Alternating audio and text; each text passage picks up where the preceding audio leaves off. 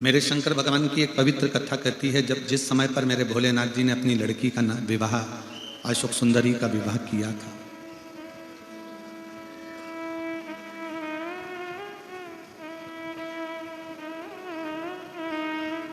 तो पार्वती जी ने भगवान शंकर से कहा था कि आपकी लड़की अशोक सुंदरी का विवाह हो रहा है और आपकी बेटी अशोक सुंदरी का जो विवाह हो रहा है, इसको कन्यादान में आप क्या दोगे? अपने पास देने के लिए तो कुछ है नहीं, केवल ये एक गुफा, कैलाश पर्वत, सिर पर गंगा, मस्तक पर चंदा, तन पर भस्म, इसके सिवाय तो मेरे पास में कुछ है नहीं। फिर बेटी अशोक सुंदरी के कन्यादान में क्या दिया जाए? शिव महापुराण की कथा कहती है कि भगवान शंकर ने तुरंत माता पार्वती जी से कहा कि मेरी बेटी अशोक सुंदरी को कन्यादान में मैंने जो शिक्षा दी है, जो मैंने उसको शिक्षा प्रदान करी है, वही मैं अपनी बेटी के कन्यादान में दे रहा हूं। इस वन क्षेत्र में, इस दंडकारण्य वन क्षेत्र में जितने भी पिता के घर में बेटी ने जन्म लिया है, उन पिताओं से इस व्यासपीठ से एक ही निवेदन है कि बेटा और बेटी में भेद मत करो। बेटी को इतना पढ़ाओ कि उसकी शिक्षा ही उसका कन्यादान बने।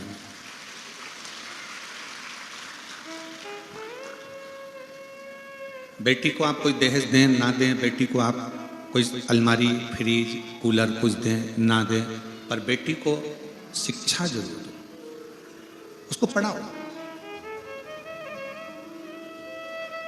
तुम्हारी दी हुई अलमारी एक दिन अटाले में चली जाएगी, तुम्हारा दिया हुआ फ्रिज एक दिन बिगड़ जाएगा, तुम्हारा दिया हुआ वॉशिंग मशीन एक दिन खराब हो जाएगा, तुम्हारा दिया हुआ एक दिन सोफा सेट फट जाएगा, तुम्हारा दिया हुआ कपड़ा भी बेकार हो जाएगा, तुम्हारा दिया हुआ सोना चांदी भी एक दिन हो सकता है कि कर्जे में डूब जाएगा। पर तुम्हारा दी हुई शिक्षा, तुमने जो बेटी को पढ़ाया है, अच्छा कॉलेज, अच्छा स्कूल बेटी को पहुंचाया है, तुम्हारी वो दी हुई शिक्षा वो कभी ना फटती है, ना कभी बेकार होती है, ना कभी कर्जे में लेकर जाती है। आप बेटियों को शिक्षा दीजिए।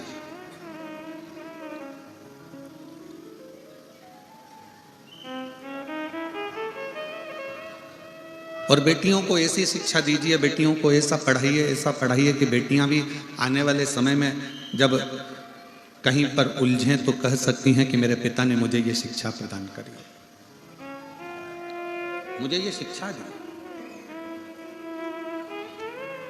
भगवान भोलेनाथ, भगवान शिव कहते हैं, मैं अपनी बेटी अशोक सुंदरी के विवाह में, कन्यादान में शिक्षा दे रहा हूं। अब ये तो हो गई कि अशोक सुंदरी के कन्यादान में शिक्षा दी। जिस समय पर गणेश जी का विवाह नहीं हो रहा था, कौन मनुष्य के शरीर पर हाथी का मुख लगा हुआ है, हाथी की सूंड लगी हुई है, बड़े बड़े कान है, बड़ी बड़ी सूंड है, बड़े बड़े नयन है, बड़ी बड़ी तोंद है, कौन बेटी भी आएगा?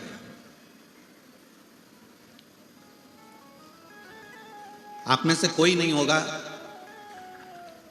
जिसके मनुष्य के शरीर पर हाथी का मुंह लगा हो और अपनी लड़की की शादी कर दो।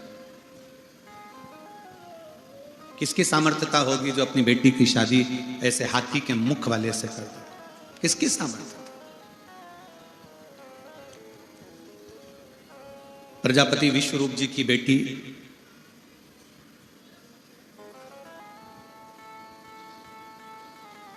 रिद्धि सिद्धि, जिनका विवाह गणेश जी के साथ हो रहा है, क्यों कर रही है? क्या लड़की को ऐसा लड़का पसंद आएगा? क्या लड़की को ऐसे लड़के के साथ में विवाह करना उत्तमता रहेगा जिसका मुख हाथी का लगा हो, शरीर मनुष्य का हो? ऐसे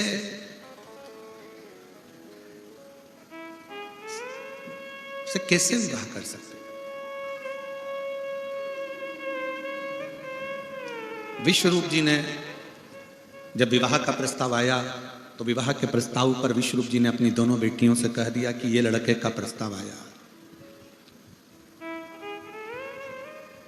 ये लड़के का प्रस्ताव है।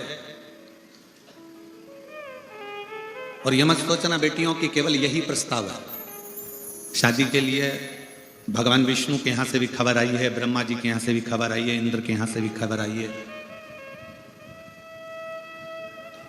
बहुत सारे देवताओं ने पितृलोक से भी खबर करी है, गंधर्व लोक से भी आई है, वरुण के यहाँ से आई है, नागलोक से आई है, पाताल लोक से खबर आई है कि तुम्हारी बेटी रिद्धि सिद्धि का विवाह हमारे लड़के के साथ कर दो।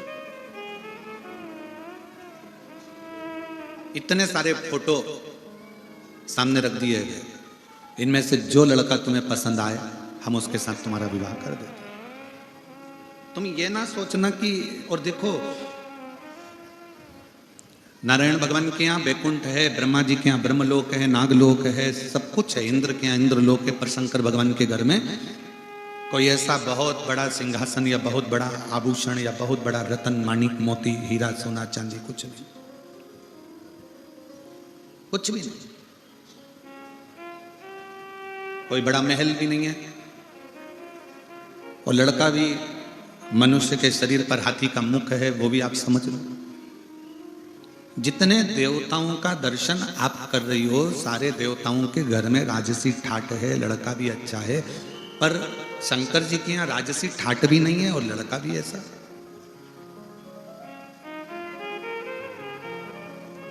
समझ लो, रिद्धि सिद्धि वन में चली गई, पिता विश्वरूप जी को प्रणाम कर वन में।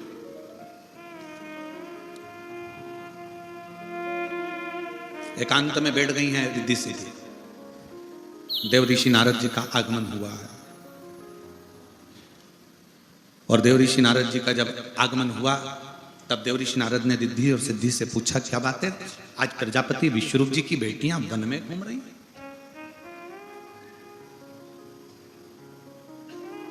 जिस पिता की बेटी कभी अपने घर से ना निकली हो, जिस पिता की बेटी अपने घर से कभी कहीं गई ना हो, उस पिता की बेटी आज वन में घूम रही है। वन में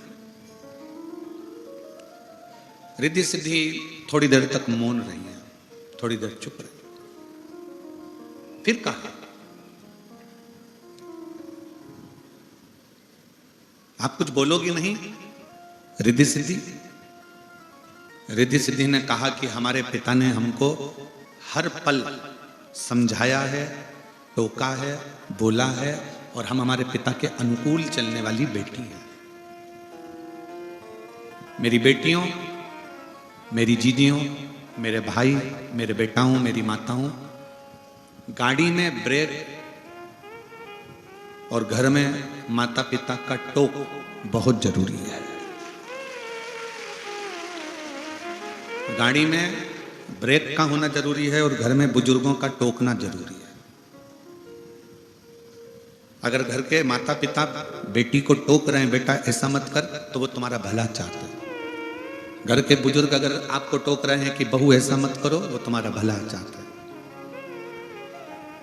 अगर भला नहीं चाहते ना, तो मोहल्ले के लोग तो ये चाहते हैं कि तुम तंत्र कपड़ा भी नहीं पहन कर निकलो, तो मोहल्ले के लोग चाहेंगे कि बहुत अच्छी बात है। मोहल्ले के लोग, अगर तुम मदिरा की दुकान से मदिरा खरीद कर निकल रहे हो, पी रहे हो, तो मोहल्ले के लड़के और मोहल्ले के लोग चाहेंगे, परिवार के लोग चाहेंगे कि अच्छा ऐसी बर्बाद हो जाए। तुम गलत काम करोगे, चोरी करोगे, गलत कृत्य करोगे, जुआ खेलोगे, मांसाहार, मदिरा पान, वैश्यावृत्ति कुछ भी करोगे, तो परिवार के लोग और मोहल्ले के लोग तो चाहेंगे कि अच्छा ऐसी बर्बाद होने दो। अपने बाप की दौलत ऐसी तो राख मिलाएगा, अपने पिता की नाक ऐसे ही तो कटाएगी।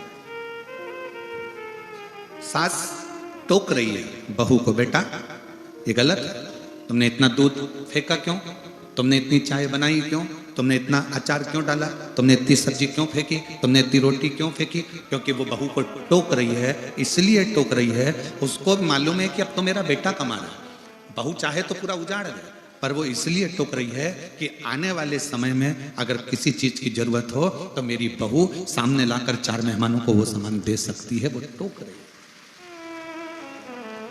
पिता अपनी बेटी को, पिता अपने बेटे को, माँ अपनी बेटी को, माँ अपने बेटे को अगर टोक रहा है तो ये समझ लेना कि भगवान की बहुत बड़ी कृपा है, बहुत कृपा।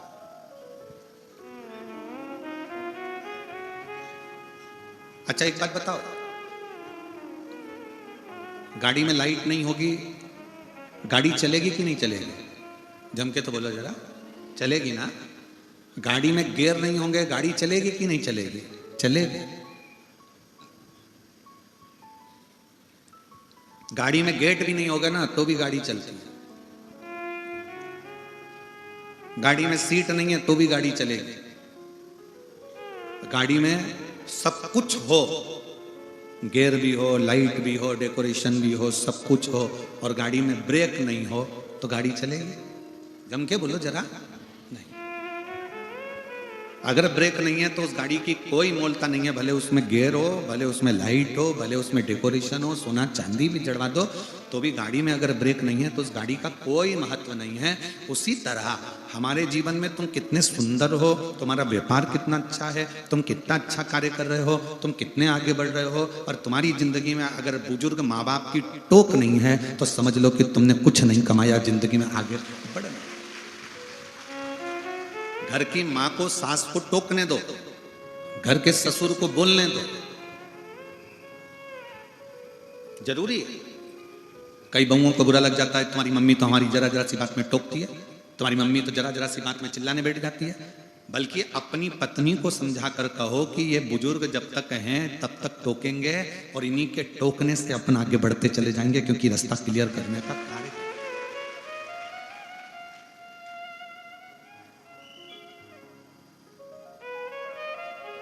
बहुत बड़ा मकान, बहुत बड़ा मकान। एक अमेरिका का एक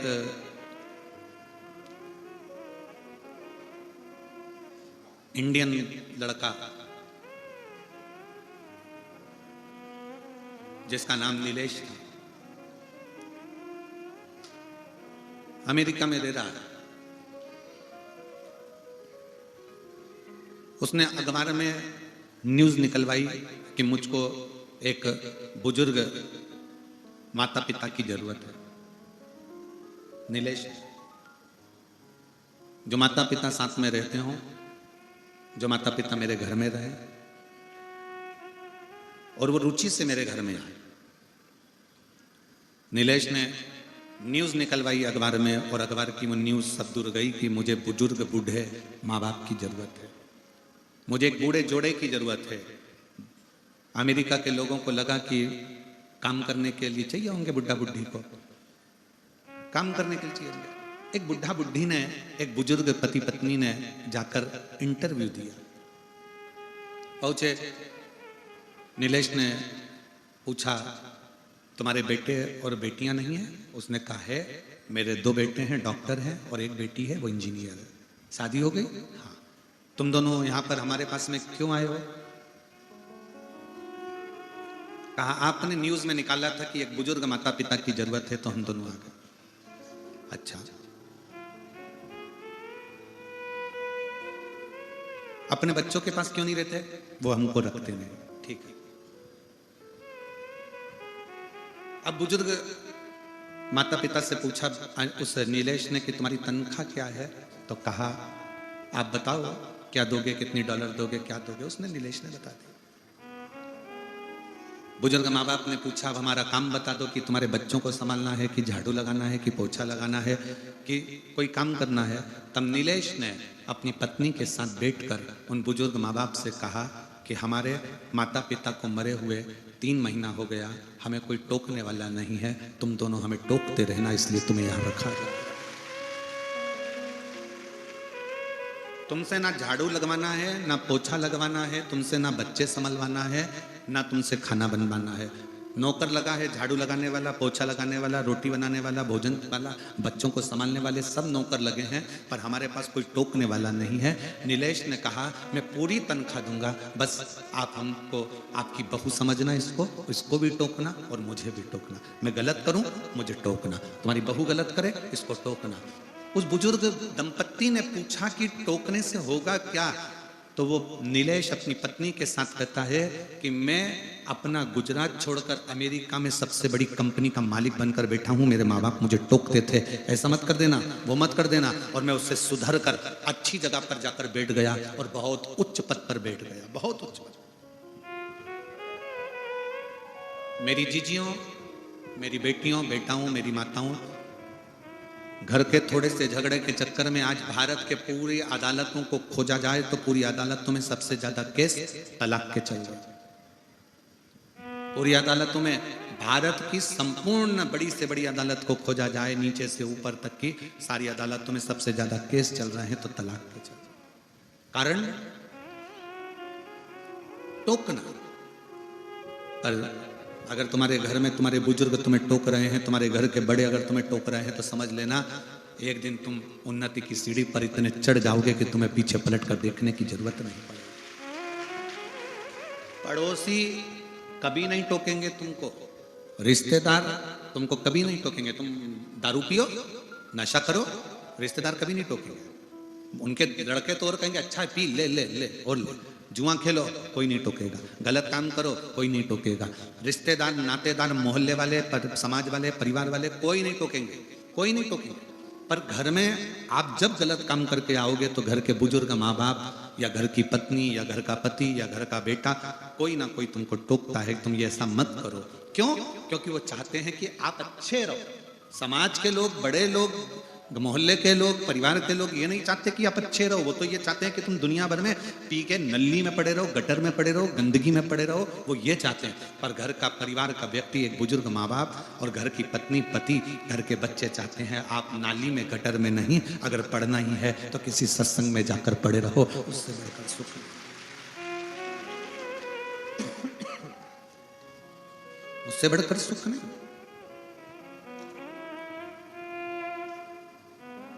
किस किस के घर में माँ बाप हैं? हाथ उठाओ जरा। मैं आपको प्रणाम करता हूं जो आपके घर में माता पिता हैं और टोकने वाला कोई ना कोई है, इसलिए आपको नमन कर रहा हूं। आपके घर में टोकने वाला कोई ना कोई है, इसलिए मैं आपको प्रणाम करता हूं, नमन करता हूं। रिद्धि सिद्धि, देवऋषि नारद कह रहे हैं कि तुम्हारे विवाह का प्रस्ताव आया है सब दूर से। भगवान विष्णु के यहाँ से भी आया, तो ब्रह्मा जी के यहाँ से भी आया, तो इंद्र के यहाँ से भी आया, तो पितृलोक से भी आया, गरुण वरुण के यहाँ से भी आया, तो नागलोक से भी आया।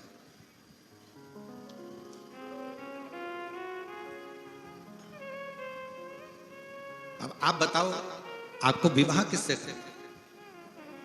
रिद्धि सिद्धि कुछ नहीं बोले, कुछ एक शब्द भी रिद्धि सिद्धि के मुख से नहीं निकला। बस रिद्धि सिद्धि ने इतना जरूर कहा कि हमारे पिता ने हमें जो सिखाया है, हम कभी गलत जगह पर नहीं जाएंगे, जहां मेरे माँ बाप कहेंगे विवाह हम वहां करेंगे। मेरी बेटियों,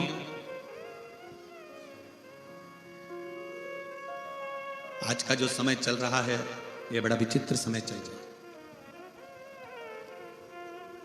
तुमको गाड़ी का लालच देकर, मोबाइल का बैलेंस डलवाकर, होटल में खाना खिलाकर दूसरे धर्म के लड़के सनातन धर्म की लड़कियों को अपनी ओर आकर्षित कर कर उससे शादी कर लेते हैं। शादी करने के 4-6 महीने निकलते हैं, 1 साल निकलता है, क्योंकि वो लड़के ने तुम्हारे को शादी केवल इसलिए नहीं करी कि तुमको पत्नी बनाना है, वो तो इसलिए शादी करी कि सनातन धर्म की हिंदू की लड़की को नीचा दिखाना है, उसको जूते की नोक पे रखना है, इसलिए उसने शादी करी।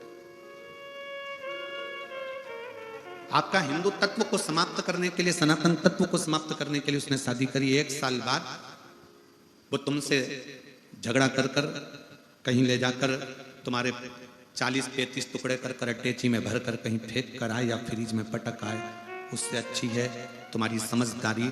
अपनी समाज में, अपने सनातन धर्म में, अपने हिंदू धर्म में शादी करो, दूसरे धर्म की ओर झांक कर भी मत दो। दूसरे धर्म की ओर झांक कर भी नहीं देखना, उसकी बॉडी को, उसकी गाड़ी को, उसके बंगले को, उसकी दौलत को, उसकी जायदाद को उसके पास रहने दो।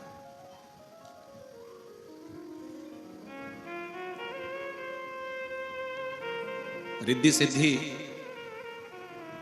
मेरे पिता कहेंगे मैं वहां विवाह करूंगी, तो पिता ने तो कह दिया ये इतने फोटो रखे हैं बेटी, तुमको भगवान नारायण के यहाँ करना हो, ब्रह्मा जी के यहाँ करना हो, पितृलोक में, गरुण लोक में, वरुण लोक में कहीं विवाह करना हो तो ये पड़े कर लो, तुम बोलोगे मैं वो विवाह करा दूं। इसलिए मेरी बेटियों सबसे बड़ा दहेज है शिक्षा, एजुकेशन। और मेरी माओ, मेरे जीजाओं, मेरी बेटियों, मेरा बेटा हूं, मेरा आपसे निवेदन है कि शिक्षा से बड़ा, एजुकेशन से बड़ी कोई कन्यादान नहीं हो सकता।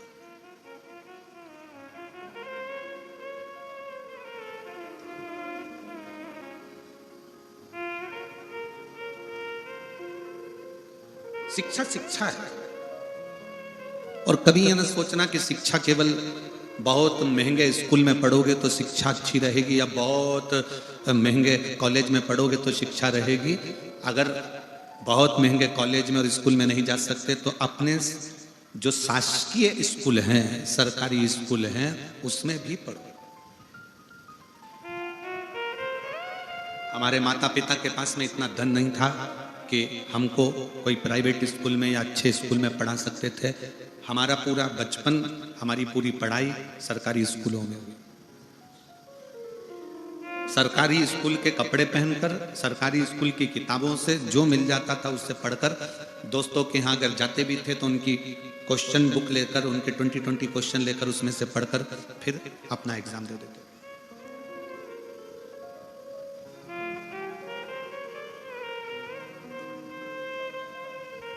आज भारत के राष्ट्रपति के पद पर विराजमान राष्ट्रपति महोदय से भी अगर पूछा जाए कि तुम कौन से प्राइवेट स्कूल में पढ़ी हो, तो वो भी कह देती हैं मैं अपने गांव के सरकारी स्कूल में पढ़ी हूं और राष्ट्रपति पद पर बैठी।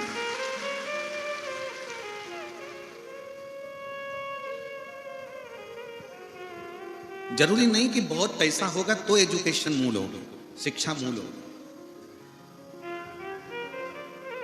4 इंजीनियर एक पाइप में एक तार डाल रहे थे। आड़ा टेढ़ा पाइप था, एकदम आड़ा टेढ़ा, उसमें तार कोना था। 4 इंजीनियर रोज मेहनत करते पर वो तार उसके अंदर नहीं जाता क्योंकि वो पाइप आड़ा टेढ़ा था। एक किसान, इंजीनियरों ने बहुत ऊंचे ऊंचे कॉलेज से पढ़ा पर वो किसान ने एक छोटे से सरकारी स्कूल में पढ़ा। रोज देख रहा था कि ये तार पाइप में नहीं जा रहा। 4 दिन से इंजीनियर लगे हैं तो किसान गया, खेत पर जा रहा था धान बोने के लिए। उस किसान ने जाकर कहा क्या बात है? इंजीनियरों ने कहा तू गंवार, तू क्या जानता है, तू गांव में रहने वाला, फसल करने वाला, धान बोने वाला, तुझ में क्या कर, चल जा। उसने कहा हुआ क्या? तो एक इंजीनियर बोला इस पाइप में ये तार नहीं जा रहा है, हम 4 दिन से लगे हुए। तो किसान बोला उसमें क्या दिक्कत की बात है, मैं इसमें अब भी तार भेज देता हूँ, ले भेज के बता। दूसरा इंजीनियर बोला गुस्से में कि हम 4 दिन से लगे, तेरे से कैसे चले जाए। किसान गया अपने खेत पर, एक चूहा पकड़ कर लाया, चूहे की पूंछ से तार को बांधा, पाइप में चूहे को छोड़ दिया, चूहा उधर निकल गया, तार निकल कर बाहर हो गया।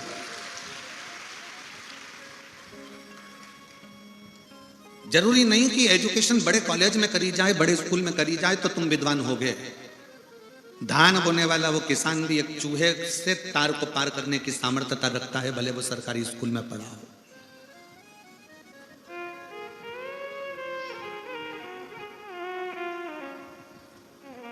तीन माताएं कुएं पे से पानी भर रही थी। एक का बेटा निकला, बेटा निकल कर बोलता मम्मी बाय। उसमें से एक मां गर्व से पानी भरते भरते बोली ये मेरा बेटा है, इंग्लिश मीडियम स्कूल में पढ़ता है। दूसरा बेटा निकला, मम्मी हेलो मां बाय। दूसरी ने कहा ये मेरा बेटा है, सीबीएसई कोर्स से पढ़ता है। तीसरी का बेटा आया, मां ने बाल्टी भर कर रखी थी, उसने अपना बैग अपनी मम्मी को दिया, प्रणाम किया, दोनों बाल्टियां उठाया, लेकर घर जाने लगा। तीसरी मां ने कहा ये मेरा बेटा है, सरकारी स्कूल में पढ़ता है, ये मेरा बेटा है, सरकारी स्कूल में पढ़ता है। बच्चों का दाखिला उस स्कूल में कराओ जिस स्कूल में विद्या के साथ, शिक्षा के साथ संस्कार दिए जाते हो। ऐसा अंग्रेजी स्कूल किसी काम का नहीं जहां पर केवल लिटिल लिटिल टिंकल स्टार सिखाया जाए और उसके सिवाय कुछ ना सिखाया जाए और माता पिता का आदर करना भी ना सिखाया जाए। बेटों को लायक बनाओ, अपने बेटा बेटी को खूब पढ़ाओ, लायक बनाओ, पर इतना भी लायक मत बना देना कि बच्चे तुमको नालायक समझने लगे।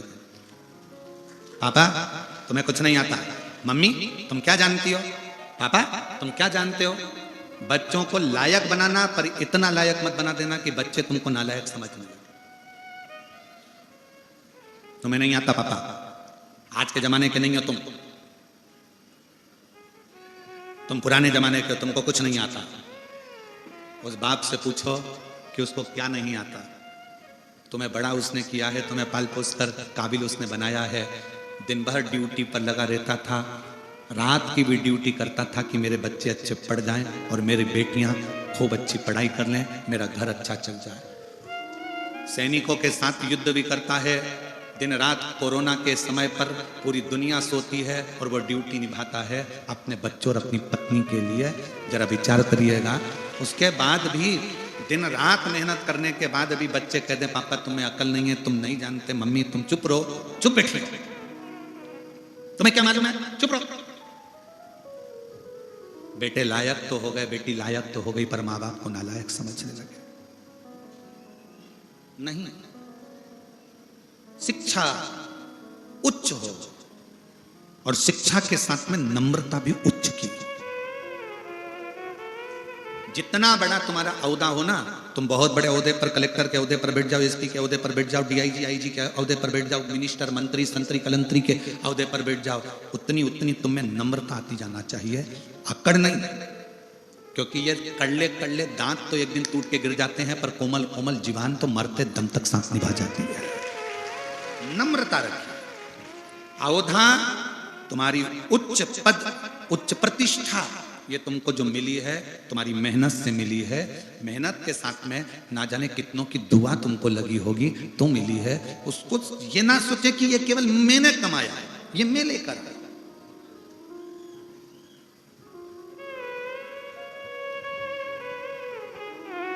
मां प्रथम शिक्षक है, मां प्रथम गुरु है, पिता द्वितीय गुरु है, पढ़ाने वाला टीचर तृतीय गुरु है, और तुम्हें मार्ग दिखाने वाला चौथा गुरु कोई सदगुरु है जिससे तुम गुरु दीक्षा लेते। आज के जमाने में सबसे ज्यादा अगर सम्मान पा रहे हैं तो चौथे नंबर के गुरु पाते हैं, जो तुमको केवल थोड़ा बहुत ज्ञान देते हैं, थोड़ा गुरु मंत्र दे देते हैं। बड़े बड़े सिंहासन पे, चांदी के सोने के सिंहासन पर बैठ जाएंगे, खूब ज्ञान देंगे, और उनके अंदर क्या भरा पड़ा है, अंदर कितना मेल भरा पड़ा है, ये किसी को नहीं मालूम। आपने अपने माँ को छोड़ दिया, उसके चक्कर में अपने पिता का सम्मान करना बंद कर दिया, उसके चक्कर में अपने शिक्षक का सम्मान करना बंद कर दिया, उसके चक्कर में।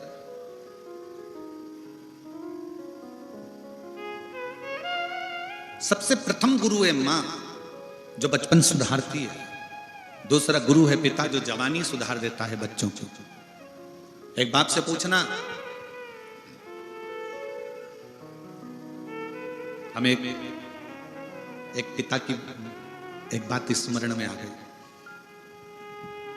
हम महाराष्ट्र में कथा करने के लिए गए थे, और वहां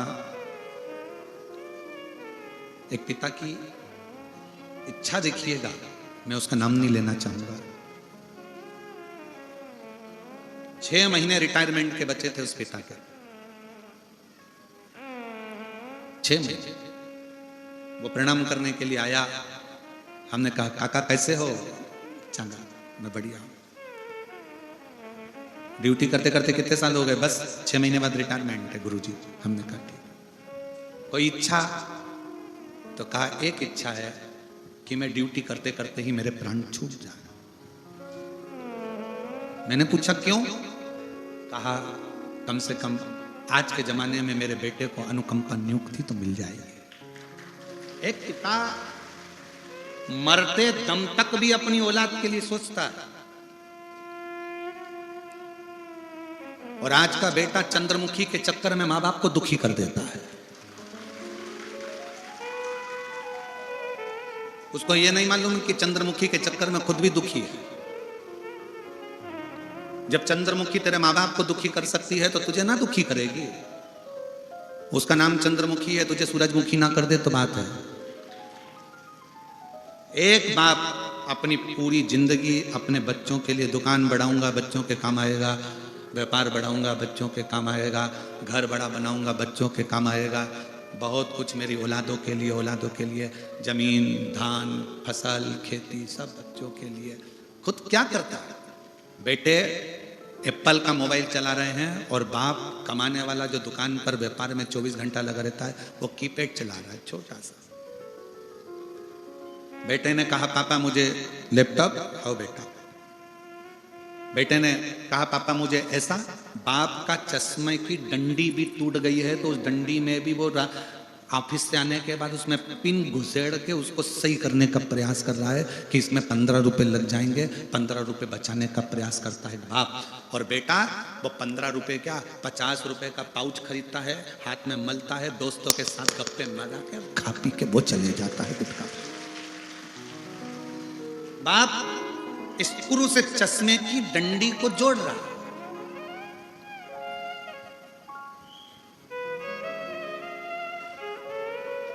मेरी बेटियों, बेटाओं, मेरी माताओं, मेरी जीजियों, मेरे जीजाओं,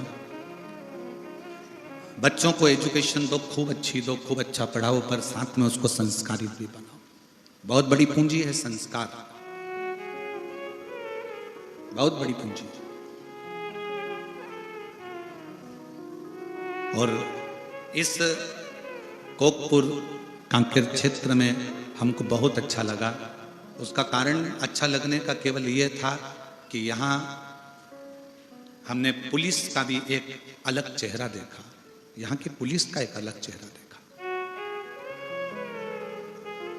यहाँ की पुलिस का एक चेहरा ऐसा देखा कि इस कोकपुर कांकेर की पुलिस रात्रि के समय पर जो लोग पैदल आ रहे थे और कोई लोग गाड़ी से जा रहे थे, तो इस कांकेर कोकपुर की पुलिस ने गाड़ी वालों को रोक के थोड़ी देर रखा और जो पैदल आ रहे थे उनकी गाड़ी में उन पैदल चलने वालों को बिठाकर कथा स्थल तक पहुंचा। मैं कांकेर कोकपुर की इस पुलिस को सलूट देता हूं, सलाम करता हूं और वंदन करता हूं उसको कि आप लोगों को नम्रता भगवान ने बहुत दी। अपने पद के साथ में अपनी दिल की नम्रता को गंवाया नहीं आप लोगों ने। और दूसरी जगह का होता तो सोचते कि इतनी भीड़ है, लाखों की जनता है, पंडाल भरे पड़े हैं, टेंट भरे पड़े हुए हैं, रात भर लोग आ रहे हैं, लोग घबरा कर कह देते चलो जाने दो, जो होगा देखा जाएगा, अच्छा है जंगल में जाए तो अच्छी बात है। पर नहीं, यहाँ की पुलिस ने, यहाँ के लोगों ने गाड़ी को रुकवा कर जो पैदल आ रहे थे उनसे कहा इनको बिठाओ। उस गाड़ी में पहले से लोग भरे हैं तो भी उसमें एडजस्ट करा कर बिठा कर उनको इस कथा स्थल तक भेजा कि किसी को कष्ट ना हो और वह आराम से कथा स्थल तक। ये चेहरा लोगों को प्रेरणा देता है कि आपके अंदर भी एक दिल धड़कता है।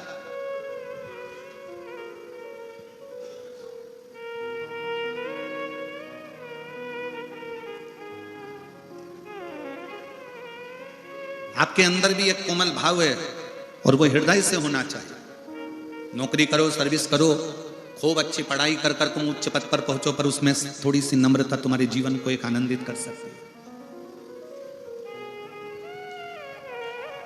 सुख है। मैं जैन साहब कहना चाहूंगा इस कोकपुर के लोगों के लिए कि इतनी शीतलता है इस कांकेर कोकपुर के लोगों में, इतनी नम्रता है कि कांकेर कोकपुर का दूसरी जगह कथा होती है ना तो इतनी चिल्ला चोट होती है, इतनी चिल्ला चोट होती है, पर कोकपुर और कांकेर के इस क्षेत्र में, इस बस्तर क्षेत्र में सुनने वाले भी साइलेंट होकर कथा का लाभ लेते। नम्रता, सहजता आपका सबसे बड़ा गुण है, सहजता, और वो होना चाहिए। रिद्धि सिद्धि कहती हैं कि हमारे पिता हमको जहां विवाह करना चाहेंगे हम वहां विवाह कर लेंगे, जहां पिता चाहेंगे।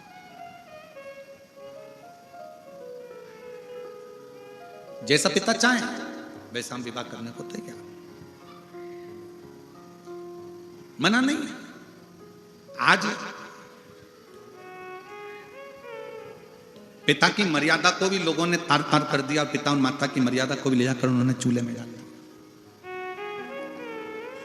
आज की बेटियां आज के बेटे रील बनाने के चक्कर में अपना खुद का रोल बिगाड़ चुके हैं। इतनी अश्लील रीलों का निर्माण कर रहे हैं और ये नहीं सोच रहे कि हमारे परिवार की गति क्या है। हमारे परिवार की गति क्या है। मेरी बेटियों, मेरे बेटाओं, मेरी तुम्हारे पास में बहुत अच्छे मोबाइल हैं, तुम्हारे पास में बहुत अच्छी तुम्हारी सोशल मीडिया है, तुम्हारे पास में लाखों लोग तुमसे इंस्टाग्राम पर, व्हाट्सएप पर, फेसबुक पर जुड़े हुए हैं। पर निवेदन आप लोगों से करबद्ध है कि रील बनाओ, मना नहीं है, पर रील बनाते समय अपने शरीर का या अपनी वाणी का थोड़ा संयम रखो, उस वस्त्र का संयम रखो और मर्यादा वो बना। हमारी तरफ से मना नहीं, पर ऐसा ना बनाया जाए जिससे अपने माँ बाप को भी सोचना पड़े, विचार करना।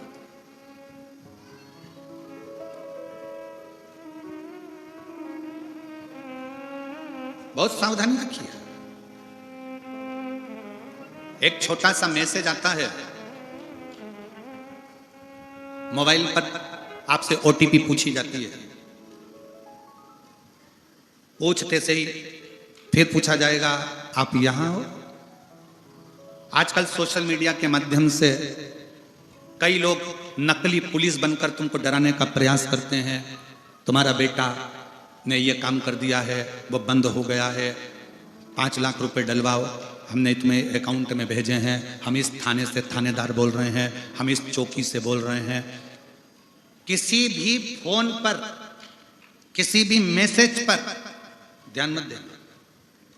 कोई कितनी भी धमकी दे दे कि तुम्हारा लड़का यहाँ बंद है, तुम्हें 2 लाख की यहाँ डालना पड़ेगा तो हम छोड़ देंगे, तुम्हारा लड़का यहाँ फंस गया, तुम्हारी लड़की इस केस में फंस गई, सोशल मीडिया पे उसको किडनैप कर लिया गया, ये कर लिया गया, वो कर लिया गया, किसी के कहने में मत। कोई तुमसे कहे ये ओटीपी दे दो, मालूम पड़े तुम्हारा पूरा पैसा तुम्हारे बैंक में रखा हुआ, तुम्हारी 1-1 रुपए की पूंजी पूरी चली जाए, पूरी चली जाए। एक बूढ़ी माँ राजस्थान का एक स्कूल में चपरासन की नौकरी करती, आंख से थोड़ी सी उसको तकलीफ थी, मोतियाबिंद आदि था, तो एक आंख से देखती थी, दूसरी आंख से उसको तकलीफ थी, दूसरी आंख से उसको तकलीफ।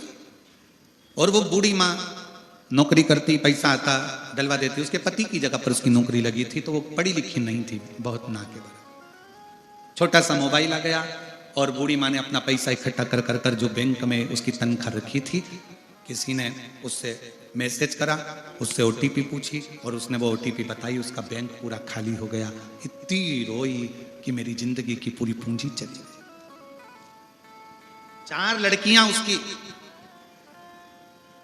चारों विवाह के लायक, शादी पक्की हो गई थी, पैसा रखा था तो सम्मेलन में शादी करने वाली थी, पर उसमें भी थोड़ा थोड़ा पैसा उसका जमा होना था। सम्मेलन में एक फॉर्म भरना था जिसमें 5-5 हजार रुपए या 10-10 हजार रुपए सम्मेलन में जमा होना था। उसके पास वो 10-10 हजार भी नहीं थे।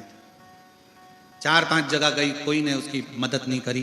तब उसने टीवी पर कथा सुन रखी थी, सीहोर पहुंच गई और मैं राजस्थान से हूं, मेरा ये नाम है और ऐसा ऐसा है, बेटियों की शादी करना है। कुछ नहीं, समिति से फोन आया, ऐसा ऐसा प्रसंग है। समिति ने निर्णय लेकर चारों बेटियों के फॉर्म जमा करवाए, पैसे जमा करवाए, सम्मेलन में जाकर बात कराकर चारों बेटियों का विवाह करवाया।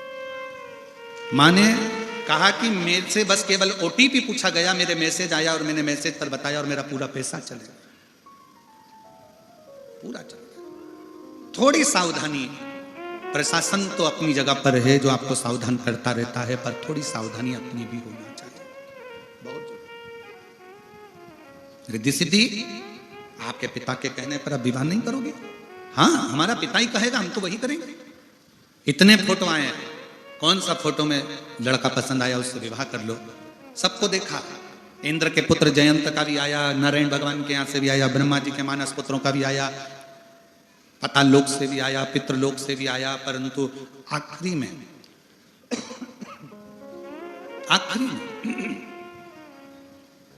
रिद्धि सिद्धि वन में विचरण करती करती करती करती फिर वहां से विचरण करते करते करते करते जाने लगी, तो रिद्धि सिद्धि ने देखा कि एक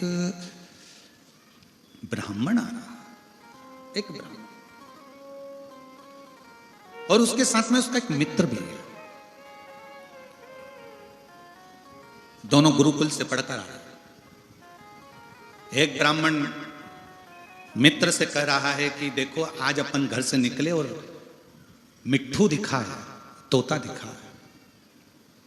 हाँ, गुरुजी ने कहा था जब तोता दिखे सुबह से तो समझ लेना कि आज मीठा खाने को मिलेगा। तोता दिखे तो समझ लेना मीठा खाने को मिलेगा। दूसरा मित्र बोला नहीं, मीठा खाने को तो मिलेगा पर मीठा भी कड़वा होगा, मीठा भी कड़वा होगा। रिद्धि सिद्धि उन दोनों ब्राह्मण पुत्रों के पीछे पीछे चली। ब्राह्मण पुत्र एक जगह पर भोजन करने गए। भोजन कर कर निकले तो दोनों बात कर रहे थे। एक ने कहा भाई आज तो अपन ने तोता देखा तो मीठा खाने को तो मिला, पर तूने बिल्कुल सत्य कहा था कि मीठा भी कड़वा था, तुझे कैसे मालूम? एक ने कहा मुझे तो मेरे गुरु ने बताया था कि तोता सुबह से दिखे तो समझ लो, मिट्ठू सुबह से दिखे तो समझ लो मीठा खाने को मिलेगा। तूने कैसे कह दिया कि मीठा तो मिलेगा पर कड़वा मिलेगा, तूने कैसे कह दिया? उसने कहा कि वो तोता नीम के पेड़ पर बैठा था, इसलिए मुझे समझ में आ गया कि खीर तो मिलेगी पर कड़वी मिलेगी, मीठा तो मिलेगा पर कड़वा मिलेगा। दूसरे मित्र ने अपने मित्र के हाथ जोड़ लिए कि मेरे गुरु ने तो मुझे शिक्षा दी थी कि तोता दिखे तो मीठा मिलेगा, पर तेरे भीतर की जो बुद्धि है उस बुद्धि ने यह सिद्ध कर दिया कि तोता नीम के पेड़ पर बैठा है, मतलब मीठा तो मिलेगा पर मीठा भी कड़वा मिलेगा। नीम का पेड़ पर तोता बैठा। तब रिद्धि सिद्धि ने विचार कर लिया कि अब पक्का निर्णय है कि लड़का चाहे कितना भी सुंदर हो उससे मतलब नहीं, लड़के के पास कितने भी पेट्रोल पंप हो उससे मतलब नहीं, लड़के के कितने भी बंगले हो उससे मतलब नहीं, लड़का बुद्धि से विद्वान होना चाहिए। गणेश जी को क्या कहा जाता है? किसके देव हैं वो? जम के बोलो, बुद्धि के देव। अब रिद्धि सिद्धि ने विचार कर लिया कि मुझे अब शादी करना है तो बुद्धि के देव से।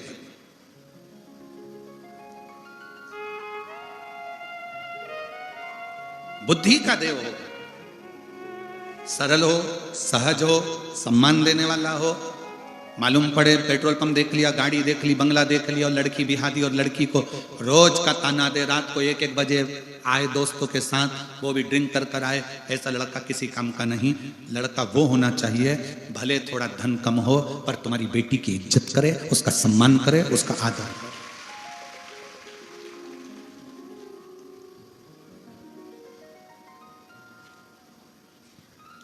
भोजन पति रसोई घर में करे, एकांत में बैठकर भोजन करे, पर पत्नी का सम्मान सबके सामने करे। पर उल्टा हो गया, पत्नी का अपमान सबके सामने करता है। अकल नहीं है इसमें, बेवकूफ है, धत्कार के भगाता है 4 लोगों के सामने। 4 लोगों के सामने उसकी इज्जत खराब करोगे तो 4 लोग उसकी इज्जत करेंगे, उसका सम्मान करेंगे। अकल नहीं है, ढोरे, पढ़ी लिखी नहीं है, चल। जब विवाह करा था तब क्या देखा था? मोटरसाइकिल, चेन और अंगूठी, हाथ का ब्रेसलेट या उसके बाप की जमीन, तब क्या देखा था? भोजन एकांत में बैठकर पति करे पर पत्नी का सम्मान सबके सामने होना चाहिए, उसका अपमान सबके सामने नहीं, 4 लोगों में नहीं, चिल्लाकर नहीं, अपशब्द कहकर नहीं। पर पति अपनी शूरवीरता 4 लोगों में अपनी पत्नी पर दिखाता है कि मैं शूरवीर हूं, देखा मेरी कितनी धाक है। अगर तू इतना बड़ा शूरवीर है तो नक्सल एरिया में चले जा। जब इतनी शूरवीरता है तेरे को और तू अपनी पत्नी पर इतनी शूरवीरता दिखा रहा है तो शूरवीरता दिखा, बॉर्डर पर जा, मां शूरवीरता दिखा। एक पत्नी जो अपने बाप का घर छोड़कर तेरे लिए आई है, जो तेरे बच्चों को दिन भर संभालती है, रोटी बनाकर तेरे बच्चों को, तेरे घर के लोगों को खिलाती है, और तू शूरवीरता भी उस पर दिखा रहा है, 4 लोगों में अपशब्द भी उससे कर रहा है।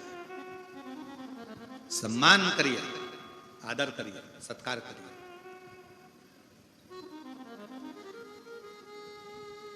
जिस घर में स्त्रियां ज्यादा रोती हैं ना, उस घर का विकास कभी नहीं हो सकता, क्योंकि दिल के अरमा आंसुओं में बह गए और अच्छे अच्छे सूर भी पानी में डह गए। इसलिए सावधान इंडिया, सावधान कोकपुर कांकेर, सावधानी रखिए, सम्मान दीजिए सबके सामने, इज्जत करिए सबके सामने, डांटना है तो एकांत में जाइए। अरे रामचरितमानस से सीखो, कैकेयी जी को गुस्सा आया तो सबके सामने चिल्ला के बोली क्या? अरे बोलो तो जम के। कैकेयी जी को गुस्सा आया तो कहां गई थी? अरे अच्छे से बोलो जम के, कोप भवन।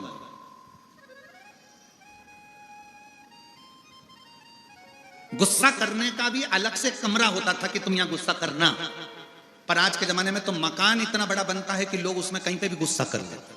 सास इधर गुस्सा करके बैठी, बहू उधर बैठी, पोता ऊपर बैठा, पोती कॉलेज बैठी, पूरा घर ऐसा लगता है कि ये घर नहीं, ये कोप भवन है। सबकी डीपी उड़ी पड़ी हुई है, सबके बल्ब फ्यूज सब चेक कर रहे हैं। जब जब बल्ब लगाते हैं तो बल्ब एकदम फिर बंद, ट्यूबलाइट एकदम फिर बंद। उसी तरह घर में जब सब इकट्ठे होते हैं थोड़ी थोड़ी देर में पति चिल्ला कर बोलता है फिर बंद, बेटी चिल्लाएगी फिर बंद, बेटा चिल्लाएगा फिर बंद, सब फ्यूज बल्ब।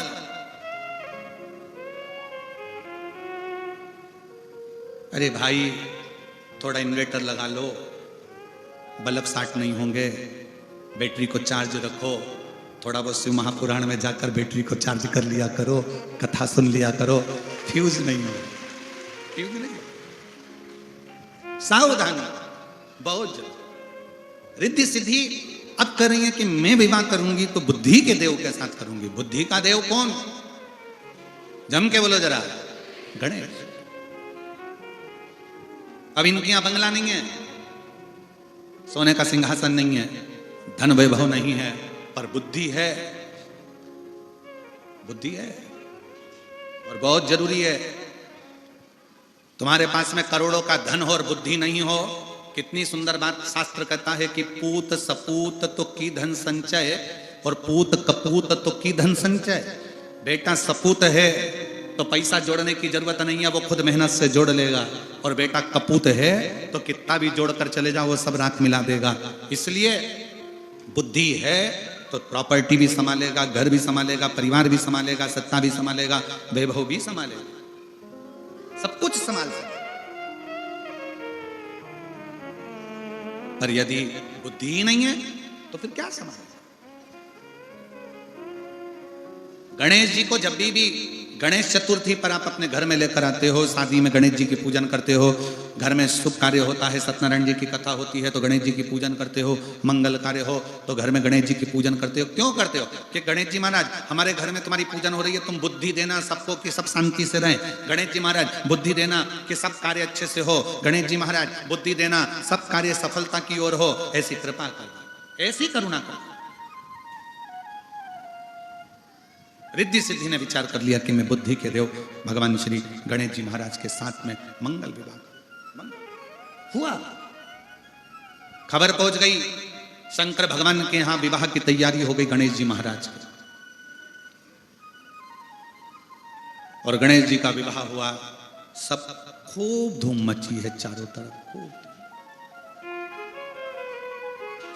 अब मां का वात्सल्य कितना प्रबल है, कितना प्रबल।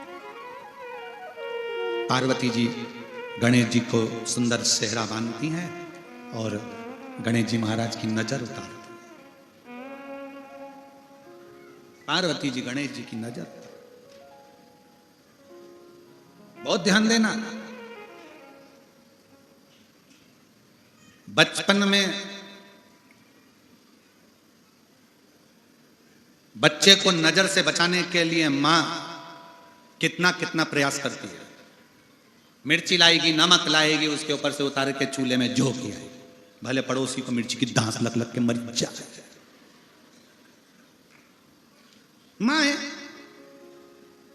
बच्चे को नजर से बचाने का कितना कितना प्रयास करती है मां। बोलो री जीजियों, सही बात है कि गलत बात है? जम के बोलो जरा, सही है। एक मां अपने बच्चे को नजर से बचाने का अथक प्रयास करती है। मेरी माओं से निवेदन है, बच्चे को बचपन में जैसे तुम नजर से बचाते हो, उसी तरह जवानी में बच्चों को बुरी आदत से भी तुम्हें बचाना है। नजर से तुम बचा सकते हो तो बुरी आदत से भी तुम बचा सकते हो। बुरी आदत में बच्चा गलत काम कर कर आए, उसको समझाओ, ना समझे, दूसरी बार, तीसरी बार, चौथी बार समझाने का प्रयास करिए, नजर से बचाने का प्रयास करिए। जैसे नजर से बच्चे को बचाने के लिए मिर्ची झोंक देती हो, तो बुरी आदत से बचाने के लिए तुम भी कुछ ना कुछ अच्छा कर सकती, बचा सकते। गणेश जी महाराज की सुंदर मां पार्वती नजर उतार रही, नजर।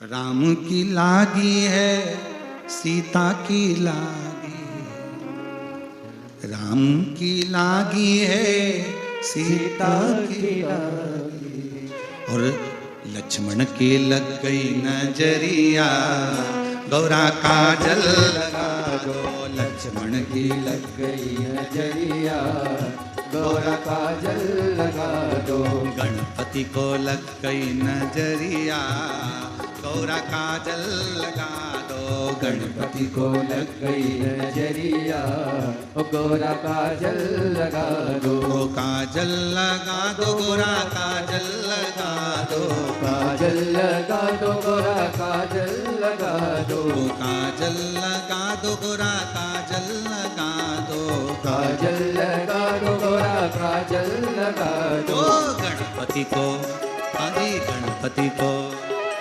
गणपति को लग गई नजरिया, गौरा काजल लगा दो, गणपति को लग गई नजरिया, गौरा काजल लगा दो। शंभो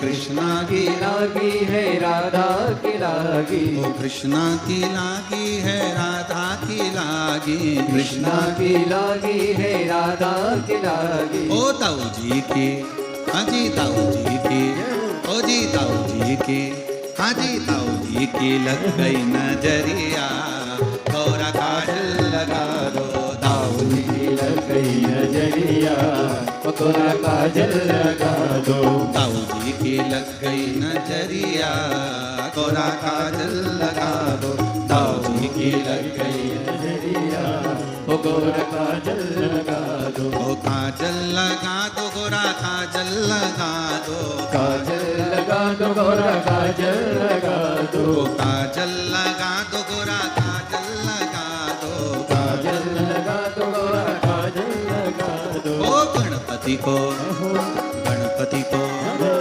गणपति को लग गई नजरिया, गौरा काजल लगा दो, गणपति को लग गई नजरिया, गौरा काजल लगा दो।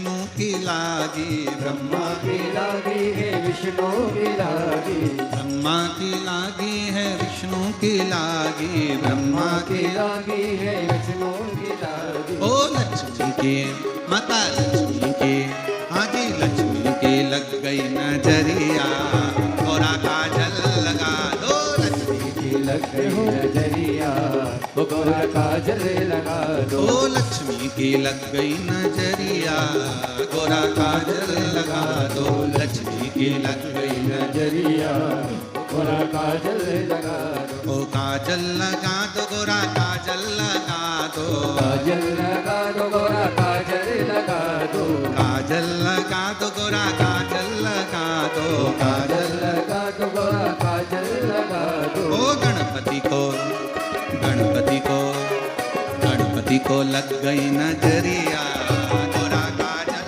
लगा दो, गणपति को लग गई नजरिया, गोरा काजल लगा दो। गणपति को लग गई नजरिया, गोरा काजल लगा दो, को लग गई नजरिया, गोरा काजल लगा दो।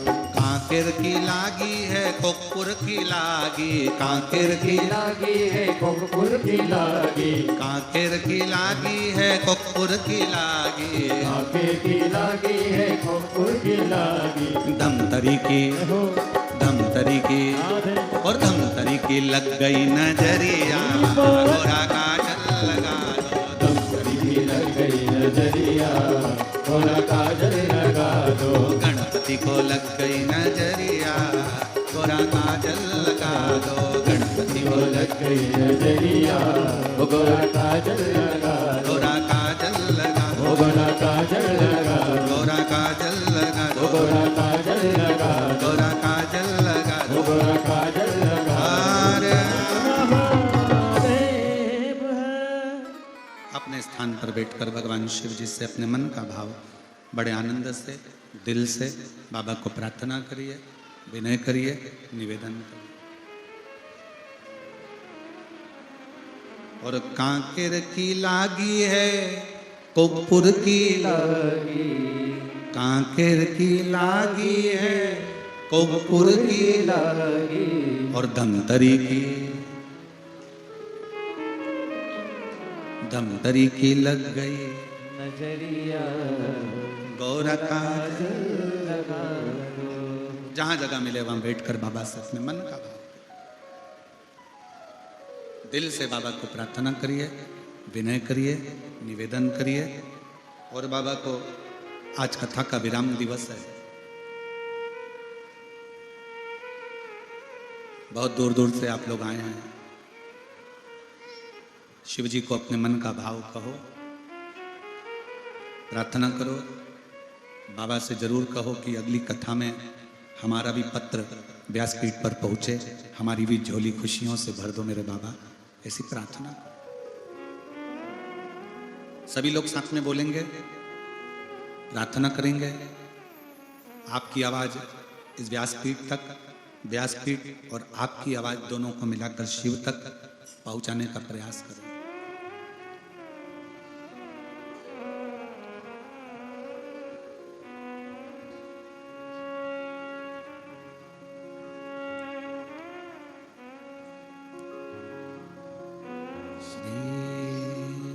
शिवाय नमस्तुभ्यं, श्री शिवाय नमस्तुभ्यं, श्री शिवाय नमस्तुभ्यं, श्री शिवाय नमस्तुभ्यं, श्री नमस्तुभ्यं। भोला सब दुख काटो हरा, ओ भोला सब दुख काटो हरा। शिव शंकर जपो तेरी माला, भोले बाबा जपो तेरी माला, भोला सब दुख काटो माला।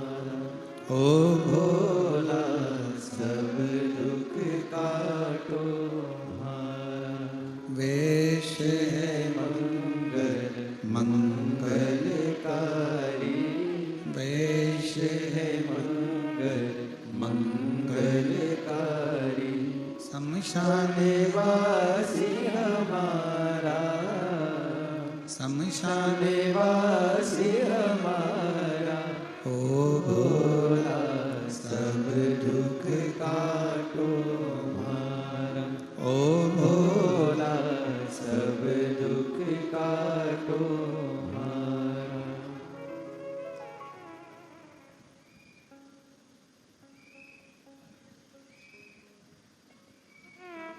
भगवान देवादिदेव महादेव, भगवान शिव, ओगड़दानी, त्रिकालदर्शी, कैलाशी, विनाशी, शिव तत्व कह रहा। पार्वती जी भगवान श्री गणेश जी महाराज की नजर उतारती। बचपन में जैसे बच्चों को नजर से बचाते हो, जवानी में बच्चों को बुरी आदत से बचाओ।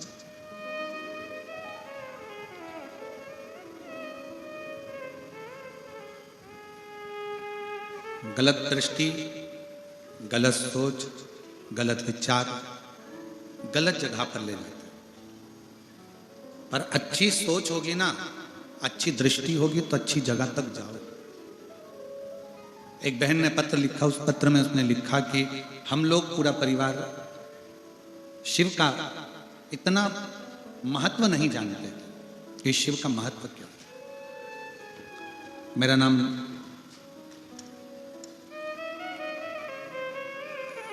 क्या लिखा है, खीभान सिंह। पढ़कर बताओ जरा क्या लिखा है। खीभान है, किसी बान है। खीभान सिंह बघेल, पिता स्वर्गीय श्री कलीराम जी बघेल। मेरा निवास कांकेर ठेलका बोर्ड में है तथा मैं यहीं कथा हो रहे ग्राम कोकपुर में ही ग्रामीण स्वास्थ्य संयोजक के पद पर पदस्थ हूँ। कहीं बैठी हूँ तो हाथ हिला सकते हैं। मेरा नाम खीभान सिंह बघेल। गुरुजी, आपका कथन अटल सत्य है। एक लोटा जल सारी समस्या का है। मैं भोले बाबा को जल चढ़ाने की महिमा का क्या गुणगान करूं गुरुदेव। एक लोटा जल चढ़ाने वाले के घर परिवार के समस्त कष्टों का निवारण भोलेनाथ करते हैं, दुख नहीं आने देते। गुरुजी, शिव कृपा किसको कहते हैं? भगवान शंकर की कृपा किसको कहते हैं? गुरुजी, मैं बाबा को धन्यवाद देने के लिए आई हूं। मेरे पिताजी एक किसान रहे और हम 5-7 भाई बहनों का परिवार है। 7 भाई बहन हैं हम। विश्वास नहीं था कि शिव शिव होते हैं। हमारे पिता शंकर जी की पूजन करते थे तो हम हंसते थे। पिताजी को कहते थे, क्यों ये शंकर जी का शिवलिंग लिया है, क्यों इसकी पूजन करते हो, इससे कुछ मिलेगा क्या? हमारे पिताजी हमसे कहते थे कि एक दिन ऐसा आएगा कि तुम शंकर की पूजन करोगे और उसका फल तुम्हें मिलेगा जरूर। आज मेरे पिता के वचन और आपके वचन एक जैसे लगते हैं कि दुनिया में कोई किसी को सुख नहीं दे सकता जो शिव दे सकते। गुरुदेव, हम 7 भाई बहन ने शंकर जी के मंदिर में आपके कहने पर पिता के बतलाए मार्ग के अनुसार जल चढ़ाना प्रारंभ करा। हम सबने मांगा कि अगर बाबा तू सच्चा है तो हम सबकी सरकारी नौकरी लगना चाहिए। अब गुरुजी, पूरे लोग हंसते थे, क्या 7 भाई बहन की सरकारी नौकरी लग सकती है क्या? भूतो ना भविष्य थे। फिर भी हमने शंकर का दरवाजा नहीं छोड़ा। शिव के मंदिर जाते, पशुपति व्रत करते, कंकर शंकर पूजन करते और बाबा की ऐसी कृपा हुई कि आज हम 7 भाई बहन में से 3 की नौकरी स्वास्थ्य विभाग में है, 1 की नौकरी पुलिस विभाग में है और 2 की नौकरी शिक्षा विभाग में लग गई है। हम बाबा को प्रणाम करने के लिए आए। हम बाबा को नमन करते। कहीं बैठे हों। मेरा नाम खीभान सिंह बघेल, पिता स्वर्गीय श्री कलीराम जी बघेल। मेरा निवास कांकेर ठेलका बोर्ड में है और अभी यहीं पर कोकपुर में ही मेरी नौकरी है। शिव किसको कहते हैं? उस बहन ने उस भाई ने लिखा कि देवता देते हैं पल्ला झाड़कर और महादेव देते हैं छप्पर फाड़कर। आप अगर दिल से हृदय से शंकर जी की भक्ति कर रहे हो, अपनी पूरी मेहनत कर रहे हो, पूरा परिश्रम कर रहे हो, पूरी पढ़ाई कर रहे हो और दिल से लगन से तुम अगर कर्म कर रहे हो तो तुम्हें कोई हरा नहीं सकता, कोई नहीं हरा सकता। अपनी लगन और अपनी मेहनत हम फिर निवेदन करेंगे, अपने 300, 400, 500 किलोमीटर के एरिया में कभी शिव महापुराण की कथा हो, कुबेरेश्वर बाबा सीहोर से कहीं इस शिव पोथी को लेकर आ जाए तो प्रयास करना कि पंडाल में 1 दिन, 2 दिन, 5 दिन, 7 दिन जरूर सुनना, उसका फल बाबा देता जरूर है, देता। कभी बाबा आपको इस लायक बनाए कि जैसे देव कुमार जी जैन कथा करा रहे हैं, ऐसे कभी योग बने और अपने सब आनंद के साथ बाबा से प्रार्थना करना कि एक दिन मुझे भी इस लायक बनाना कि मैं भी शिव पुराण की कथा अपने क्षेत्र में करा सकूं। कई लोग ऐसे भी होते हैं कि इतना अरेंजमेंट नहीं कर पाते हैं, इतनी व्यवस्थाएं नहीं कर पाते हैं, सोचते हैं कि हम सम्मिलित होकर करें। हमारा निवेदन है, प्रयाग में 10 तारीख से 16 तारीख तक शिव महापुराण की कथा होने जा रही है। एक वो मोबाइल नंबर है आशीष के पास। 10 तारीख से 16 तारीख तक शिव महापुराण की कथा प्रयाग में होने जा रही है। जिनके अंदर यजमान बनने का भाव हो कि भाई हमको वहाँ कथा के यजमान बनना है, हमारे पास इतना तो नहीं, फिर भी बाबा के अनुसार जिसकी जिसकी जैसी सामर्थ्यता के अनुसार यजमान पद अगर कोई ग्रहण करना चाहते हैं, वो भी इसलिए कि कई लोगों के फोन आए कि सीहोर की गुरुजी हमें प्रयाग में यजमान बनना है, कब लोग योग लगेगा, 144 साल बाद हम जिए कि ना जिए, कम से कम हम वहाँ शिव पुराण के यजमान तो बन जाएंगे। तो उनके लिए एक नंबर हम दिए दे रहे हैं, उस नंबर पर आप यजमान ग्रहण करने के लिए आप संपर्क कर लेना, और जिनको यजमान बनना है वहाँ पर आकर त्रिवेणी के घाट पर माँ 21 नंबर सेक्टर और पीपा पुल नंबर 1 ऐसे माँ त्रिवेणी गंगा यमुना सरस्वती बह रही है और उसी बीच में ये पवित्र शिव महापुराण की कथा पावन प्रांगण में होगी। उसका नंबर आप लोग नोट कर लें, 8821073039। ये जिसको भी यजमान पद ग्रहण करना है वो इस नंबर पर संपर्क कर सकते हैं। वापिस लिख लें 8821073039। इस पर आप संपर्क कर कर प्रयागराज में जो कथा हो रही है उसका यजमान पद ग्रहण कर सकते हैं, जिसकी रुचि के अनुसार।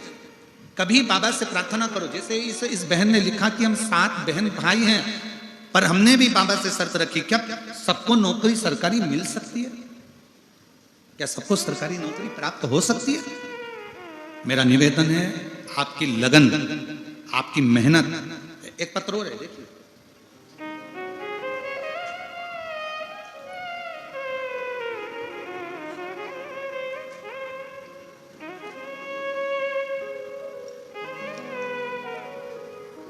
है।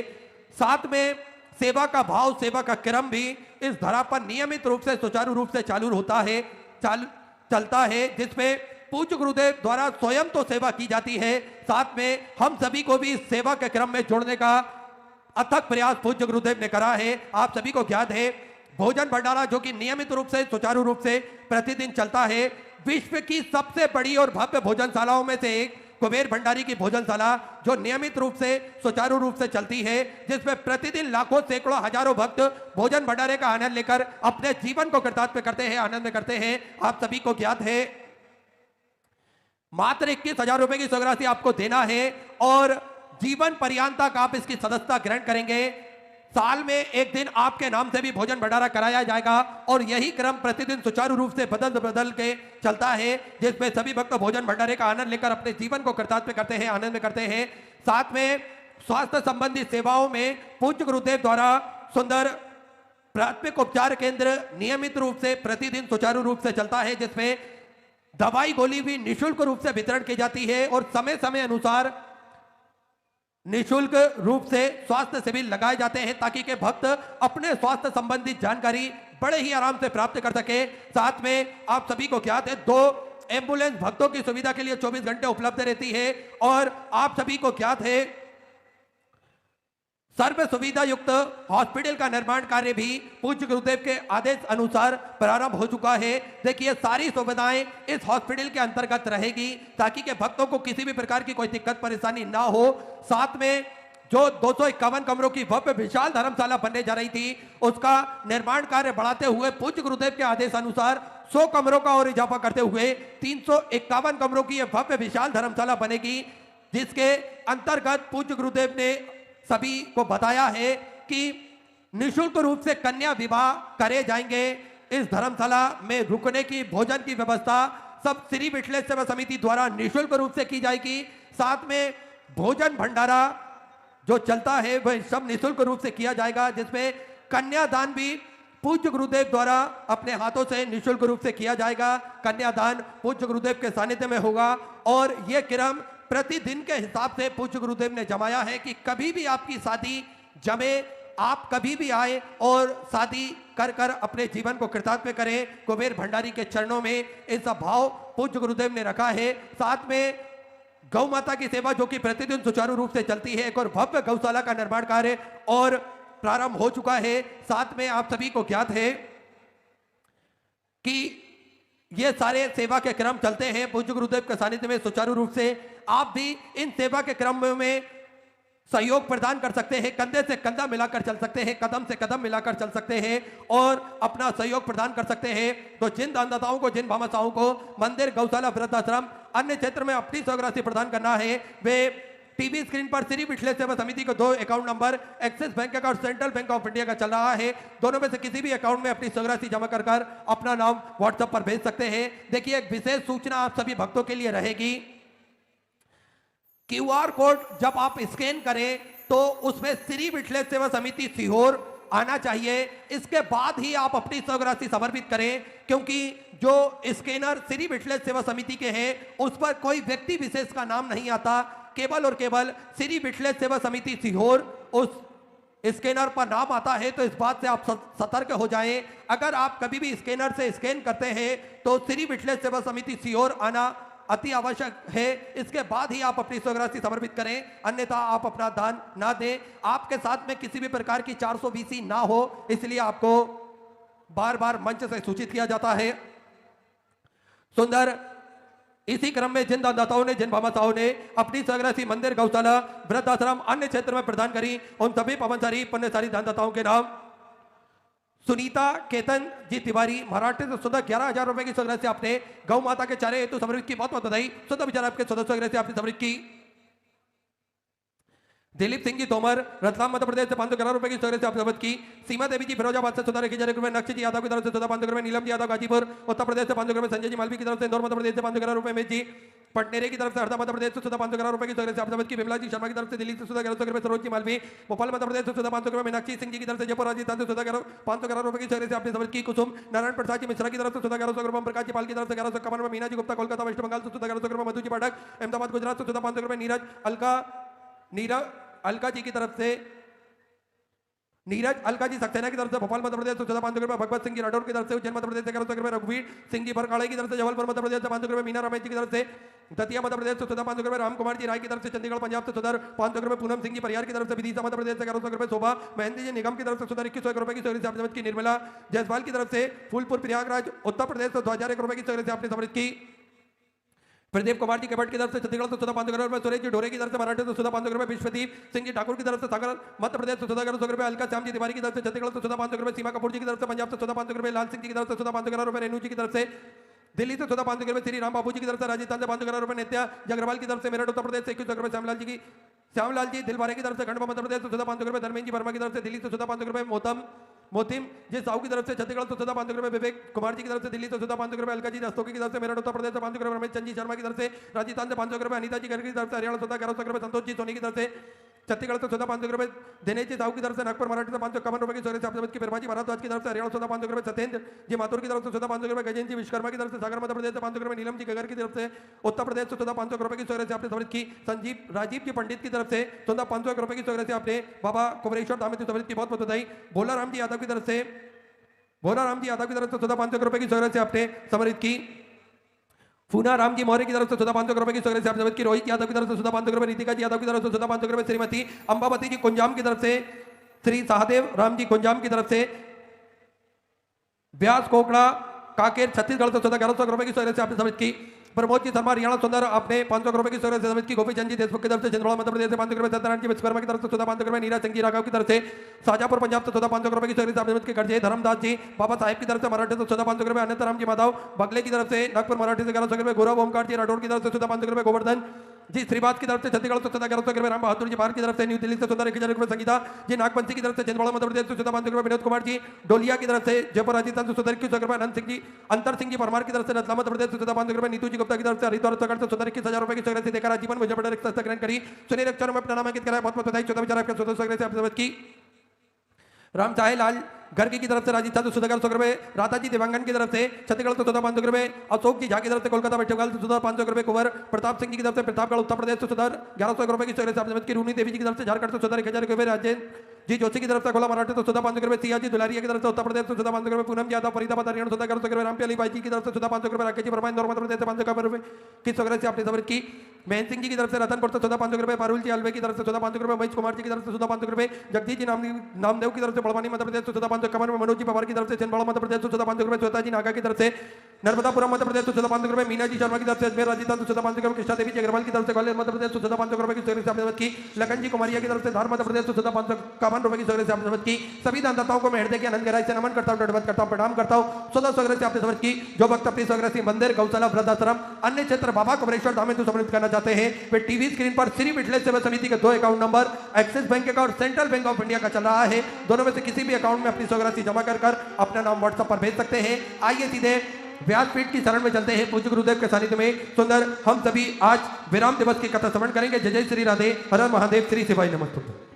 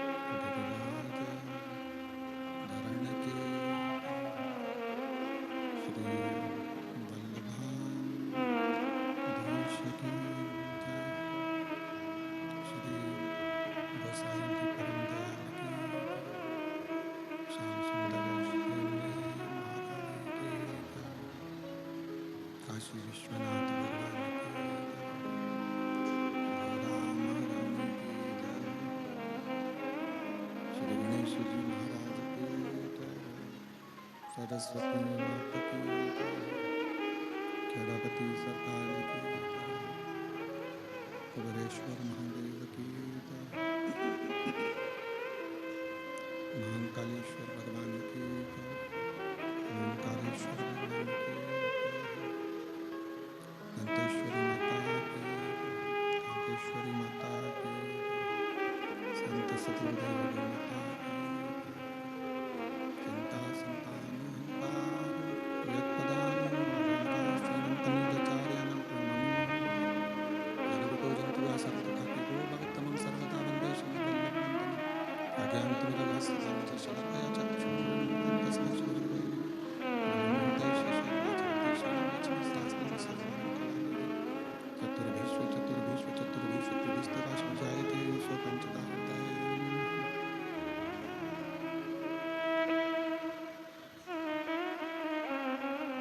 विश्वनाथ भगवान की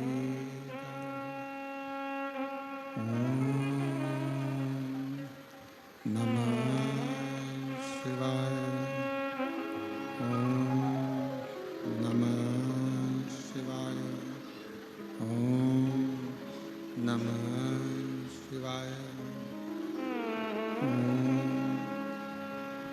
नमः शिवाय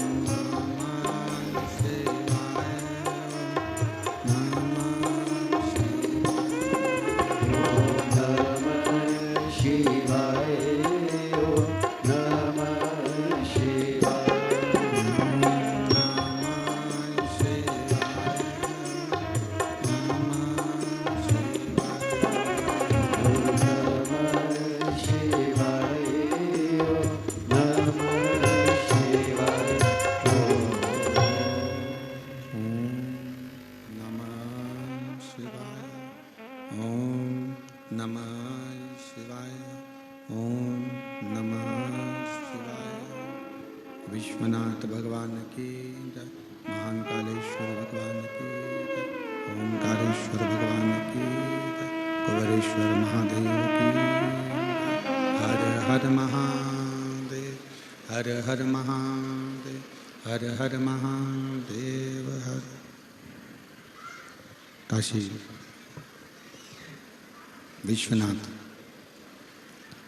ओगरदानी त्रिकालदर्शी कैलाशी विनाशी भगवान शिव, जिनकी पुनीत पावन शिव महापुराण की कथा संपूर्ण विश्व के कल्याण हेतु बाबा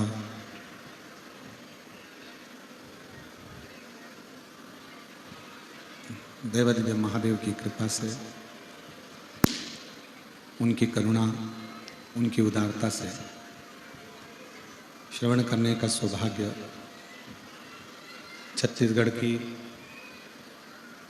ये पवित्र पावन भूमि बस्तर क्षेत्र दंडकारण्य वन का ये क्षेत्र, जहाँ भगवान शिव की कृपा से कांकेर जिले में कोकपुर में ये पवित्र कथा दिव्य और भव्य रूप में चल रही है। कथा के मुख्य यजमान स्वर्गीय श्री किशुन राम जी जैन, स्वर्गीय श्रीमती सनमत जैन की स्मृति में श्री हरकराम जी जैन, श्रीमती जानकी देवी जैन, श्री देव कुमार जी जैन, श्रीमती नंदनी जी जैन, कोकपुर, जिला कांकेर, छत्तीसगढ़। एक बार यजमान परिवार के लिए जोरदार ताली बजाकर स्वागत अभिनंदन। जिन्होंने इस पवित्र पावन शिव महापुराण की कथा का इस दिव्य भव्य आयोजन को कराकर आप और हमको कृतार्थ किया है। शिव कृपा से भगवान देवाधिदेव महादेव करुणा सागर की दया, उनकी उदारता, भगवान भूत भावन भूतेश्वर भगवान शिव